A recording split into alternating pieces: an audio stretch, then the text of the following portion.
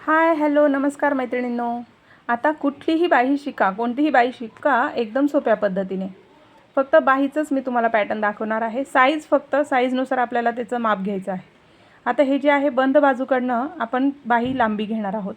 इकडे बघा, ही ओपन बाजू आपण आपल्या उजव्या साईडला ठेवली आहे हाताच्या, आणि बंद बाजूकडनं आपल्याला लांबी घ्यायची आहे बाहीची। त्यानंतर आता तुम्ही तुमच्या आवडीनुसार बाहीची लांबी घेऊ शकता। आता मी तुम्हाला ह्याच्यामध्ये दोन बाह्या दाखवणार आहे, एक छोटी एक मोठी। मोठी म्हणजे ती कोपरापेक्षा थोडीशी लांबमध्ये जाईल। फुल बाही आपण याच्यानंतरचा व्हिडिओ बनवूया। आता ह्या बाहीचं जी लांबी आहे ती पूर्ण लांबी जी आहे बाहीची 5 इंच आहे, आणि प्लस आपल्याला 1 इंच ॲड करायची आहे। 5 आणि 1 6, शिलाईसाठी आपण 1 इंच ॲडिशनल घेणार आहोत। तर या ठिकाणी आपण पूर्ण बाही लांबी जी आहे, बाही उंची पण म्हणतात त्याला, ही 5 इंच घेतलेली आहे, आणि 1 इंच जो आहे तो ॲड असा की त्याच्यामध्ये आपण शिलाईमध्ये जाणार आहे तो दोघी साईडनी। आता हे जे आहे अस्तरसाठी आपण हे बाहीचं माप घेतलेलं आहे। जर विदाऊट अस्तर म्हणजे साधं ब्लाऊज असेल तर त्याच्यामध्ये 1.5 इंच आपल्याला ॲड करायचं आहे बाहीमध्ये, म्हणजे 5 अधिक 1.5। आता यानंतर रुंदीला घ्यायचं आहे छातीचा चौथा भाग, म्हणजे जर 34चं माप असेल, आता 34 मापावर आपण पॅटर्न कट केलेला आहे, तर चौथा भाग येतो 8.5 इंच। 8 चौक 32 आणि अर्धावरचा म्हणजे 8.5 इंचावर एक मार्किंग करून घ्यायची। सगळ्या बाहीचा मेन जे आहे डायग्राम हा सेमच असणार आहे। तुम्हाला डिझाईन वगैरे करायची त्यावेळी तुम्ही डिझाईनसाठी वेगळं ॲड करू शकता डिझाईन ज्या आहेत त्या। आता हा स्क्वेअर पूर्ण करून घ्यायचा। जसं 8.5 आपण खाली घेतलंय, वरती पण 8.5 वर एक टिक करून हा पूर्ण स्क्वेअर पूर्ण करायचा आहे। आणि त्यानंतर आपण याच्या आधी जे घेतलं होतं आकार देण्यासाठी बाहीला 2.5 इंच घेतलेलं होतं।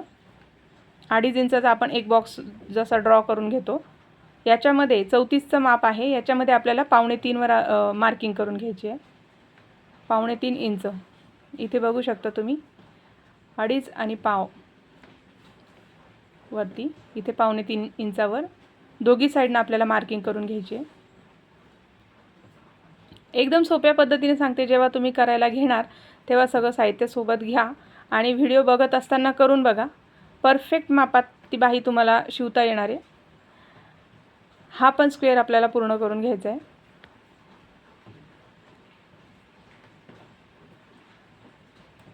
त्यानंतर जो आपण स्क्वेअर तयार केलेला आहे तिथे क्रॉस लाईन मारून घ्यायची आहे।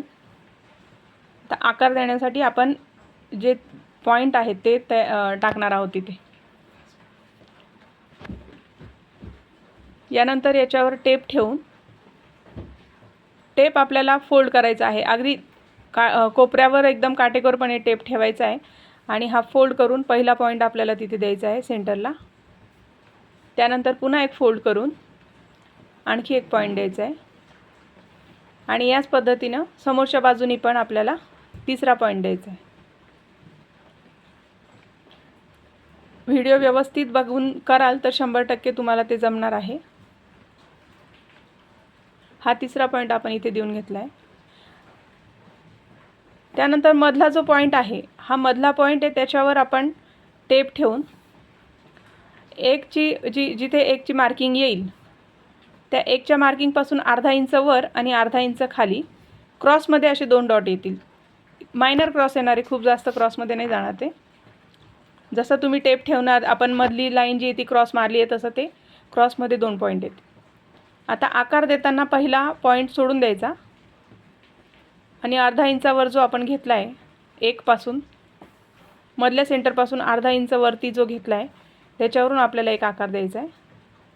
आणि हा जो खोल भाग आहे दुसरा आकार, हा पहिल्या पॉईंटपासून खालच्या अर्ध्या इंचावर द्यायचा आहे। हा पहिला पॉईंट आणि हा अर्धा इंच, असे हे 2 आपण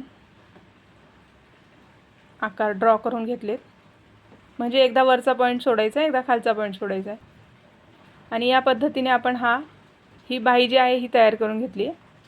सगळ्यात महत्त्वाचं, तुम्ही जर चॅनलवर नवीन असाल तर चॅनलला प्लीज सबस्क्राईब करा आणि बेल आयकॉन प्रेस करा। इकडे बघू शकता तुम्ही परफेक्ट. आता हिला कटिंग करायची आहे. कटिंग करण्याआधी फिटिंगसाठी आपल्याला 1 इंच जे आहे क्रॉस कट द्यायचं आहे. जिथे आपण आकार दिला आहे बाईला, तुम्ही इथे बघू शकता खालून आपण 1 इंच क्रॉस कट देणार आहोत. बाहीचा कोपरा कट नाही झाला पाहिजे, थोडं बाहेर घेतलं तरी चालेल. 1 इंच जे आहे आपण खालून फोल्ड करतो. जर हातशिलाई असेल तर, साध्या ब्लाऊजला आपण हातशिलाई करतो. हे अस्तरचं आहे, अस्तरला हातशिलाईची गरज पडत नाही.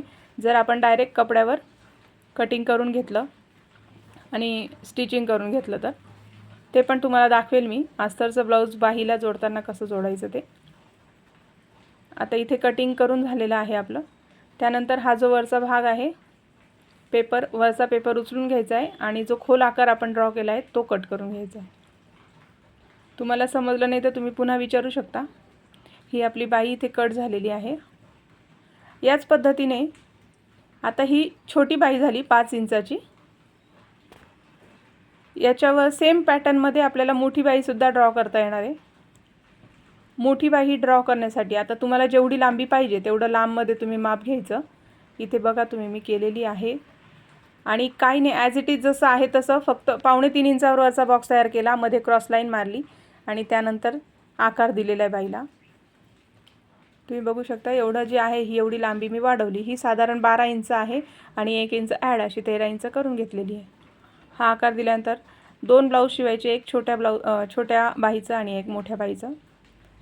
आता याच्यामध्ये जर खूप स्ट्रॉंग असेल तर ते माप घेऊन तुम्ही मार्जिनची फिटिंग करू शकता. इथे हे जे पॅटर्न तयार झालेले आपले,